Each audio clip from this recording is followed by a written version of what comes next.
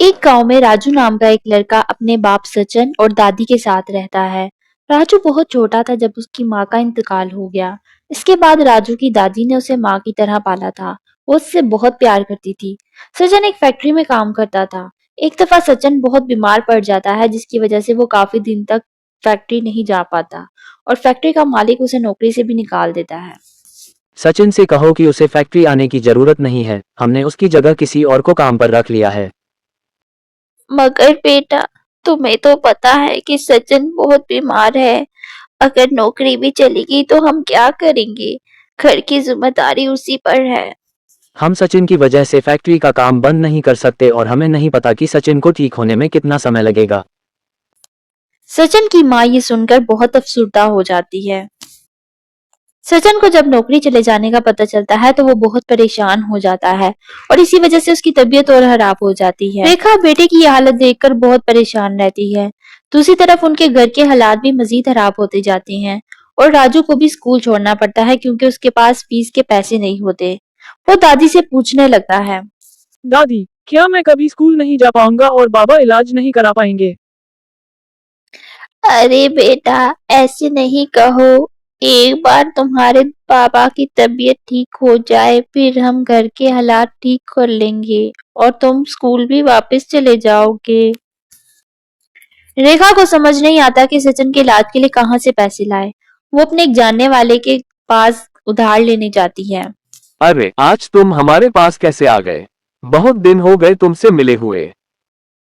बेटा, तुम्हें तो पता है कि सचिन बहुत बीमार है और उसके इलाज के लिए पैसों की जरूरत है। अगर तुम कुछ पैसे उधार दे दो तो तुम्हारा बहुत एहसान होगा हम पर। तभी उसकी बीवी पूजा कहने लगती है, अरे पैसे तो हम आपको दे दें, मगर वो पैसे आप वापस कैसे करेंगे, क्योंकि सचिन की तो नौकरी भी चली गई है। पूजा और सुमित रेखा को पैसे देने से इनकार कर देते हैं। वो रोते हुए घर वापस आती है। जब वो घर वापस आती है तो राजू की एक दोस्त रानी उससे मिलने आई होती है। वो रेखा को बहुत प्यार से मिलती है। रेखा उससे कहने लगती है, अरे बेटा, खाना खा के जाना, मैं तुम्हारे लिए स्पेशल बिरयानी बनाती हूँ। रेखा घर में बड़े सामान से मोमोज बिरयानी बनाने लगती है। जब रानी वो बिरयानी खाती है तो उसको वो बिरयानी बहुत ही पसंद आती है। फिर वो राजू से पूछने लगती है, राजू, तुम इतने दिन से स्कूल क्यों नहीं आ रहे? मैं तो बहुत परेशान हो गई थी, इसीलिए मैं तुमसे पूछने आई थी।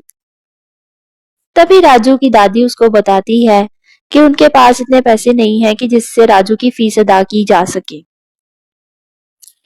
अरे दादी अम्मा, आप तो इतनी मजे की मोमोज बिरयानी बनाती हैं। अगर आप हमारे स्कूल के सामने ये बेचने लग जाए तो आपके हालात बदल सकते हैं। बल्कि आप बिरयानी बनाना, मैं और राजू स्कूल के बाहर जाकर इन्हें बेच आया करेंगे। मैं राजू की मदद भी कर दूंगी।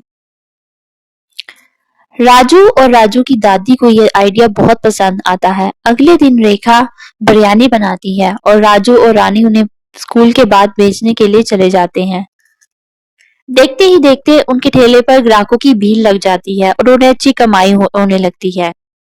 कुछ ही दिन में उनके हालात बदल जाते हैं। वो सचिन का अच्छी जगह से इलाज कराने लगते हैं और राजू भी वापस स्कूल चला जाता है। सचिन ठीक होकर वापस वो ठेला संभाल लेता है। राजू स्कूल के बाद अपने बाप की मदद करने लगता है। अरे अरे, चैनल को सब्सक्राइब तो करते जाओ।